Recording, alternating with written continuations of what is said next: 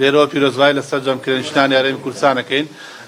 دیارە ئامارەکانی کرێنشینان بەداخەوە توانم ساڵ لە دوای ساڵ ڕوو لە خرابوونەکە هەتا ئەم دەقەیە مۆڵەت بە 220,000ەکەین شەجێبوون دراوە لە ڕێی دەستی و بەرهێنانەوە، بەڵام نەیتوانیوە لە 100 لە 100 قەیرانەکە چارەسەرکە، چونکە ئەو پرۆژانی کە کراون بۆ خەڵکانی بۆ کەسانە کەراون کە پێویستیان پێی نەبووە، ئەتوانم لەم بەشی زۆری بۆ خەڵکانێک کراوە کە چۆنی دەخلی ماگانان خۆی باشە و یاخود وەزعی مادیان زۆر باشە یاخود پێویستیان پێ نییە، هاوڵاتی هەبوو لەم هەرێمی کوردستانە بە عیمارە شوقەی کڕێ و فرۆشیێتەوە. بەنسبەت بەداخەوە ئێمە تا ئێستا چەند خولێکی پەرلەمان ڕۆشتووە، یاسای ژمارە 7 ساڵی 2008 هەیە کە تایبەتە بە یاسای دابینکردنی کرێخانوو، هەتا ئەم دەقەیە بەداخەوە پەرلەمانتارەکان نەیانتوانیوە ئەم یاسا هەموارکەنەوە، هەتا ئێستا لە قانون و لە محکەمەیە کار بە یاسای ژمارە ساڵی 1970 ئەکرێ. بۆیە بەداخەوە کرێنشینان لێرە مافیان زۆر فەوتاوە، ناتوانن داکۆشی لە کارەکانیان بکەن. ئەوەی کە هەیە بەداخەوە توانم بڵێم وەزعەکە کرێنشینان توانم بڵێم وەزعیان زۆر خراپە و ساڵ بە ساڵ کوتم ڕوو لە زیادبوونەکە لەبەرەوەی ئەم پرۆژانە بۆ خەڵکی کەم دەرامەتان نەبووە. لە ئێستادا حکوومەتی هەرێمی کوردستان بڕیاری 20,000ەکەی شەجێبوونیاوە کە 5,200 بەر شاری سلێمانیەکەیە. ئەوەی کە بابەتەکە گرنگە حەزەکەم لێرەوە باسی بکەم لێرەوە ئەوەیە کە بەداخەوە هەموو ئەو وەبەرهێنانی کە لە شاری سلێمانیە لە گەورەوە بۆ بچوو کە سەرۆت و سامان و زەوی ئەم وڵاتان داژی کردووە کە تیاتی سەرمایهدارەکەی 700,000 دینارە بەبووە، سەرمایهداری تیا بۆ بە تەکسی چووە بۆ وەرگرتنی پرۆژە لەبەرەوەی بەرپرسێکی لە پشت بووە. هەموو پرۆژەیەک لە هەرێمی کوردستانە هەموو پرۆژەیەکی زەخم وەبەرهێنێکی زەخم با بڵێن کەسێکی باڵادەست کەسێکی حیزبی باڵادەستی لە پشت بۆ بۆیان پرۆژانە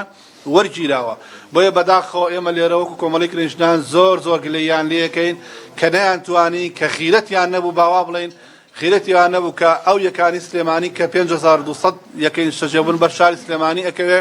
کە تا ڕادەیەک بۆ خەڵکانی کەم دەرامەتان دروست ئەکرێ، بەڵام بەداخەوە تا ئەم دەقەیە کە ئێمە ئاگادارین لەگەڵ جەنابتان قساکەین لەسەر خەت بووین تەنها یەک وەبەرهێن ئامادەی تێدا بووە و ئەو وەبەرهێنەشەوەی کە من بیستومە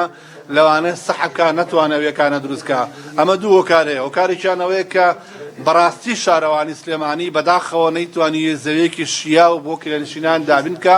ئەو زەویانەی کە تەنها بە وەهمی دابین کراوە، ئەو زەویانەی کە هەتا ئێستا شوێنی دیار نییە و بەڵام هەر بەوتەی خوان ئەڵێ دوو پارچە زەویمان دابین کردو، یەکیشیان لە ڕێی تاسڵوجەیە و ئەوی تریشیان لە ڕێگەی با بڵێن لە ڕێگەی تانجەرۆیە. بۆیە ئەم دوو شوێنە هەم زەویەکانیان باش نییە بۆ شۆ کرێنشینان، بۆیە تەسەوورەکەم کەرتی تایبەتیش وەبەرهێنەکانیش نەتوان ئەو یەکانەکەن. بەڵام ئەمە ئەوە ناگەێنێ ئەیانتوانی ئەو وەبەرهێنانی کە لە شاری سلێمانی کە زۆربەی زۆریان تۆقیون، زۆربەی زۆریان پارێکی زۆریان پیا کردو لەم وڵاتە، بەڵام بەداخۆ ئەیانتوانی بە هەرەمیان دەستە جەمعا بە هەرەمیان لەبەر حرمەتی شارەکە لەبەر حرمەتی کرێنشینان دەیانتوانی سندوقێک دانێن هەر وەبەرهێنێک ئەگە بڕێک پارەشی تێ بکردا بیانتوانێ ئەم پرۆژەیە دروستکەن. لەکێ لە هەرە خەتەرەکانی تر ئەوەیە کە ئەمڕۆ نرخی کرێخانوو زیادی کردووە لەبەر ئەوەی حکوومەتی هەرێمی کوردستان بڕیارێکیەوە ئەڵێ هەر خاوەن خانوویەک کاتێک کە خانوو ئەیا بکرێ ئەبێ ئیسۆپاژی خانوویەکە بکە، واتە خاوەن خانوو ئەبێ بچێ پارەی ئاو و زەریبە و دەخل و واچی هەرچی تر بیات اینجا بۆی هەیە، کەواتە خاوەن خانووەکەش لێرەیە ناتوانێت بچێت ئەو پارەیە دابینکە کە نەیتوانی پارەکە دابینکە خانووەکە بە چۆڵی ئەمەێتەوە نرخی کرێخانوو زیاد دەبێت و یاخود ئەگەر هاوڵاتیەکیش چوو ئەوانی تەسلیم کرد دووقات کرێخانوەکە زیاد دەکات. ئەمە بابەتی کە بۆچی کرێخانوو زیادی کردووە.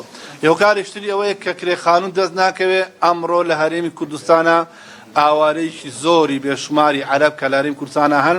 بۆ معلوماتی هەمووتان 1,32,000 عەرەب لە شاری سلێمانی و هەولێری دۆنگ نیشتەجێن، 30,000 مناڵ لەدایک بووە، 179 خوێندنگیان بۆ کراوەتەوە، 682,000 یەکەی شەجێبوون کراوە بە ناوی عەرەبەوە کە لە ئێستا لە 121 دانیشتوانی هەرێمی کوردستان پێگەێنن بەپێی یاسا ئەگەر بگاتە لە 130 ئەو کاتە بوانێ داوای کورسی ئەنجومەنی پارێزگا بکەن. بۆیە بەداخەوە